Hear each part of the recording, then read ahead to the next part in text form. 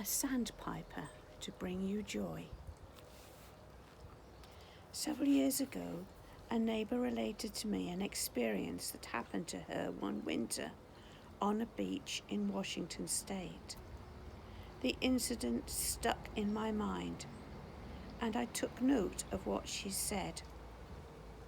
Later, at a writers' conference, the conversation came back to me, and I felt I had to set it down.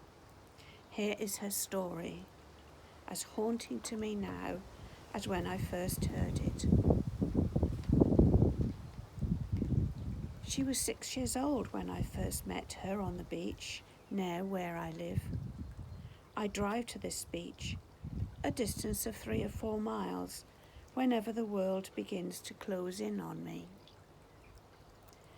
She was building a sandcastle or something and looked up, her eyes as blue as the sea. "Hello," she said. I answered with a nod, not really in the mood to bother with a small child. "I'm building," she said. "I see that. What is it?" I asked, not caring. "Oh, I don't know. I just like the feel of the sand." That sounds good, I thought, and slipped off my shoes. A sandpiper glided by. "That's a joy," the child said. "It's what?" "It's a joy. My mum says sandpipers come to sing us joy." The bird went gliding down the beach. "Goodbye, joy," I muttered to myself.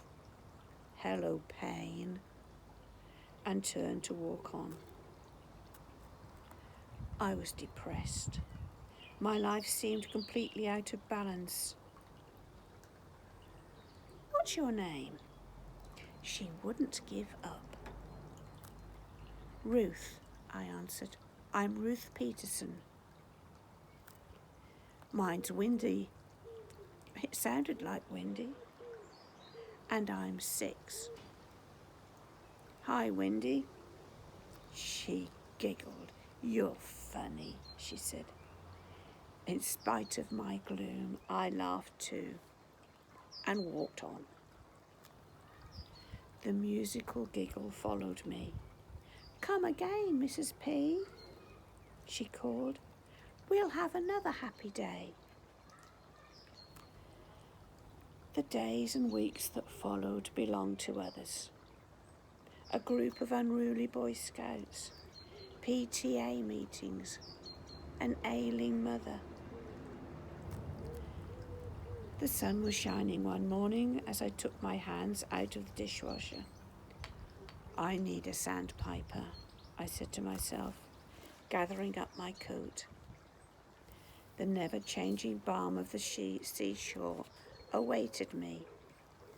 The breeze was chilly, but I strode along, trying to capture the serenity I needed. I had forgotten the child and was startled when she appeared. "Hello, Mrs. P," she said. "Do you want to play?" "What did you have in mind?" I asked with a twinge of annoyance. "I don't know. You say." "How about charades?" I asked sarcastically. The tinkling laughter burst forth again. "I don't know what that is." "Then let's just walk." Looking at her, I noticed the delicate fairness of her face. "Where do you live?" "Over there." She pointed toward a row of summer cottages. Strange, I thought, in winter. "Where do you go to school?" "I don't go to school. Mummy says we're on vacation." She chattered little girl talk as we strolled up the beach. But my mind was on other things. When I left for home, Wendy said it had been a happy day. Feeling surprisingly better, I smiled at her and agreed. 3 weeks later, I rushed to my beach in a state of near panic. I was in no mood even to greet Wendy. I thought I saw her mother on the porch and felt like demanding she keep her child at home. "Look, if you don't mind," I said crossly when Wendy caught up with me, "I'd rather be alone today."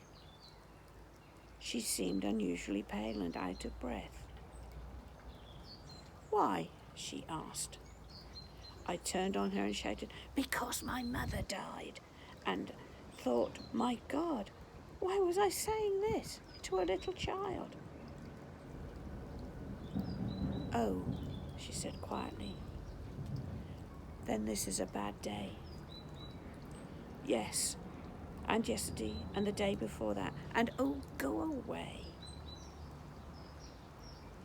Did it hurt? Did what hurt?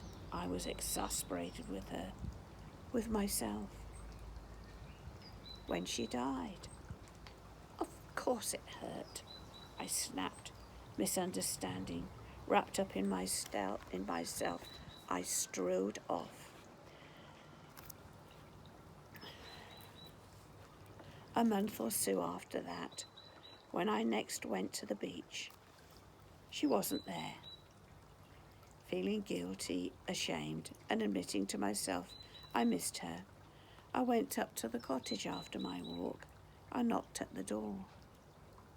A drawn-looking young woman with honey-coloured hair opened the door. "Hello," I said. "I'm Ruth Peterson. I missed your little girl today and wondered where she was." "Oh yes, Mrs. Peterson, please come in. Wendy talked of you so much. I'm afraid I allowed her to bother you. If she was a nuisance, please accept my apologies." "Not at all. She's a delightful child," I said suddenly, realizing that I meant it. "Where is she?" "Wendy died last week, Mrs. Peterson. She had leukemia. Maybe she didn't tell you." Struck dumb, I groped for a chair. My breath caught. She loved this beach, so when she asked to come, we couldn't say no. She seemed so much better here and had a lot of what she called happy days. But the last few weeks she declined rapidly. Her voice faltered. "She left something for you. If only I can find it. Could you wait a moment while I look?" I nodded stupidly, my mind racing for something, anything, to say to this lovely young woman. She handed me a smeared envelope with Mrs. P printed in bold, childish letters. Inside was a drawing in bright crayon hues, a yellow beach, a blue sea, a brown bird. Underneath was carefully printed, "A sandpiper to bring you joy." Tears welled up in my eyes, and a heart that had almost forgotten how to love opened wide. I took Wendy's mother in my arms. I'm sorry, I'm so sorry," I muttered over and over again, and we wept together. The precious little picture is framed now and hangs in my study. 6 words, one for each year of her life, that speak to me of inner harmony, courage, undemanding love. A gift from a child with sea blue eyes and hair the colour of sand, who taught me the gift of love.